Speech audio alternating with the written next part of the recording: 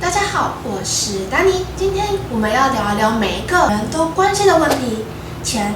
想象一下，如果你的财富是一艘船，而这艘船怎么分配资源，将会决定你能不能安全航行，甚至抵达到你理想的终点。今天我要跟大家分享另外一个我实测7年的主题，那就是资产配置。这不仅是富人的专利，事实上，这个概念是全球最具影响力的信用评级机构标普普尔，他们研究全球10万个资产稳定且增长的家庭，分析并总结他们的家庭理财方式，从而得到的这个结果。这是被公认最合理、最稳健的家庭资产配置的方法。它能够帮助每一位家庭获得稳定的财务增长。如果你觉得这个放大活出利率的工具不错，可以点击下方资讯栏连结，享受丹妮提供的无痛自动加薪。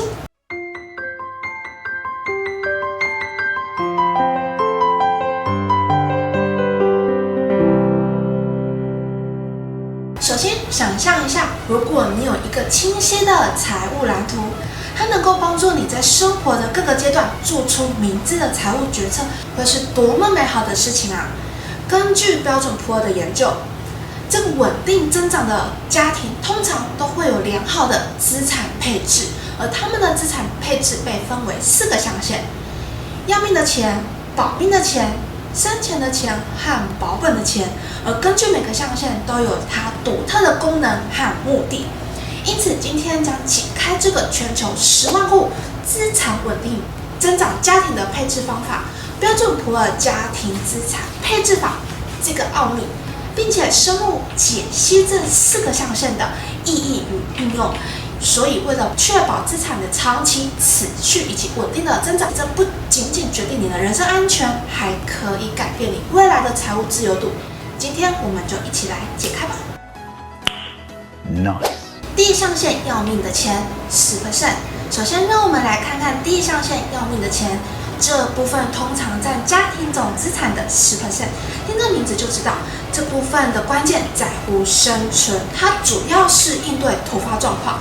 这就好像是你船上的救生艇，可能永远不会用到，但一旦需要，它能够救命。举个例子，提姆刚开始工作的时候不以为然，某天公司忽然裁员，他瞬间失去了收入来源。幸好他后来有存了一笔相当3个月的生活开销现金，才让他有喘息的空间去找新的工作。因此，要命的钱的角色就是让你有时间和空间面对不确定性。它是用来应对日常生活的开支，比如食衣住行，这就是我们基本的生活需求。而说直接一点，就是你最基本的生存资金，大约存3到6个月的生活开销的现金。像是突然失去工作，而手头上就只有这笔钱能够让你活下去，支付房租啦、水电、食物等日常开销。而这笔钱应该存放在一个安全的地方，比如银行的活期存款。而这里的重点是，这笔的钱的目的是给你一个生存的保障，而不是去冒险投资。若3到6个月生活开销现金没有概念的人，这里提供司法院公开资料集给你做个参考。依照台湾地区平均每人每月最低的生活费消费支出皆不同，你可以查看这个画面，属于你的地区开销水平。比如说，若以平均每人每月最低生活费的支出为15000元来说，那么这10%就相当于你应该存下45000元到9万元的生活费。若遇到突发状况时，你就可以维持生活的稳定。温馨提醒：相较于存在一般的银行与邮局活期利率仅有大约0.7%。也可以到下方资讯栏连结，点击注册联邦银行 New Bank 数位账户。因为新户存10万元内，活期利率达10%，而单月最高利息833元，而旧户活期利率有3%，单月最高利息达250元。这不仅免费跨转跨提各10次，且100元利息，每月给息。点击下方资讯栏连结，抢先放大你的活储利率。Nice。接下来是第一个象限，保命的钱，这部分占20%。而它的目的就是帮助你解决那些会让生活翻船的重大风险，比如说长期的疾病、医疗费用、意外支出、意外事故或突发事件，像是医疗费用或是紧急开支，或是房屋污损等大量需要金钱的情况，可能造成倾家荡产。而这个时候，保命的钱就是我们的保护伞，帮助我们去抵挡风雨，避免陷入财务危机。所以这笔钱应该存放在一个安全且能够增值的地方，并且这笔钱是专款专用。总而言之，这部分的钱可以放在比较低风险但有一点回报的地方，比如说保险、定期存款或是低风险的理财产品，而它的作用就是一个缓冲垫。Nice. 第三象限则是生钱的钱，这部分占30%，而这个象限的钱不是用来防守的，而是用来进攻。简单来说，这部分的钱应该要帮你赚钱，它们是你未来增长财富的关键，而这些钱通常只会投资在较高风险、回报较大的资产上，因此这部分的钱重点是为你赚取更高的回报，也就是说你积极投资的资本。温馨提醒，这是用来投资高收益，但也伴随着高风险的资产，比如投资股票、基金、房地产或加密货币等等。而这些资产随着时间的增值，特点就是高风险、高回报，但也是让你的财富滚雪球的来源，可以让你的财务持续改善。这就是为什么我们必须把30% 的资产放在这里，让未来能够有更多的财富进账。就如巴菲特所著名的雪球理论过程，巴菲特曾说，人生就像滚雪球，只要找到湿的雪和很长的坡道，雪球就会越滚越大。而这里湿的雪就是比喻资产的报酬率，而雪球就是资产，而时间就是投资的重要因素。只要小额资金选对坡道，越早开始投资，就有机会像滚雪球一样，把资产越滚越大。而这里的重点是，这笔资金要用于寻求增长，但你也要有判断力和风险承受能力。Nice. 第四象限是保本的钱，占比40%，就像是船上的压舱石，保持船的稳定，让你的财富不至于因为市场的波动而蒸发掉了。而这笔钱主要的目的是保值，因此应该放在低风险的资产中，比如政府的债券、黄金、保险或国债，或者是有固定收入的投资项目。因此，这部分的资金用于长期的安全稳定投资，这是让你长期稳定的资产配置，保护你不会因为市场的波动而一夜之间失去所有。这就是保本的钱的力量，它可能不会让你一夜致富，但绝对能让你一夜之间不会破产。而保本的钱通常是存在于低风险的资产里。想象一下，如果你到了退休年龄，你会希望这笔钱给你稳定的现金流，而不是投资到高风险的市场上。虽然收益不高，但却能够保证长期的财务安全。Nice. 实际操作与平衡分析，如何应用这4个象限呢？好了，大家都听到这里，应该能够感受到这4个象限的钱不是独立存在的，而是互相补充、互相依赖的。那么，如何将这4个象限的钱应用到日常生活中呢？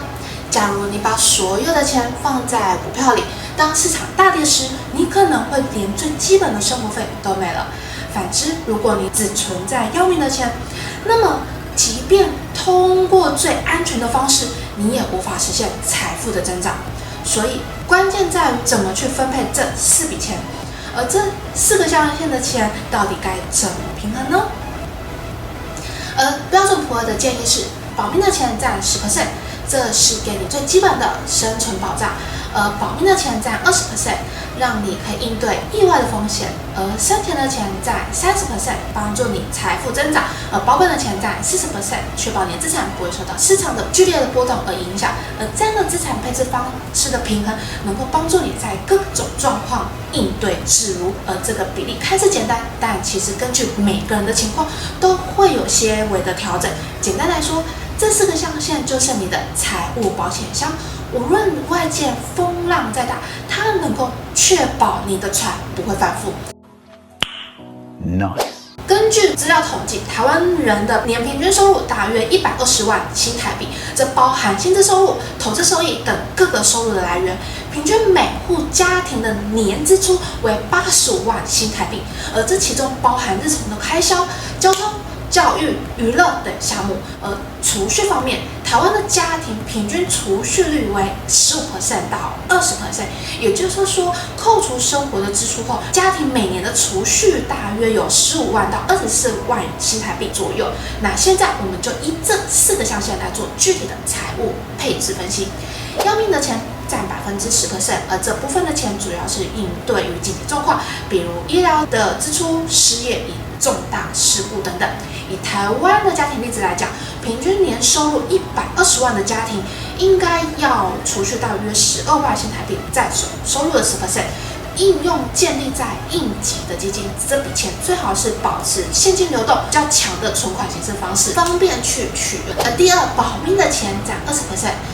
保命的钱主要是用来保护家庭的安全，包含保险支出、重大风险保障等等。而台湾的保险支出其实是相对普遍，很多人会购买健康保险、寿险、车险等等。假设这个家庭的年收入为120万，那么24万的新台币应该会分配到这个保命的这个象限，而主要会来购买保险，而特别是涵盖重大疾病、意外。第三，生前的钱，这部分资金主要是用来增值的，而投资具有较高风险但收益较大的资产，比如股票、基金、房地产或加密货币。而根据台湾的储蓄习惯，很多家庭会将这部分的资金投资于金融市场或房地产。假设一个年收入120万的家庭，那么36万新台币应该会用来进行这个高风险的投资，目的是实现资产增值。第四，保本的钱，保本的钱建议放在低风险的投资项目中，确保资产不会因为市场的波动而遭受损失。假设这个家庭的年收入是120万，那么48万的新台币用于购买这低资产的金融商品，比如政府债券、定期存款或黄金。这部分的资产是保值，而确保家庭的资产稳健增长，避免大幅的波动。Nice。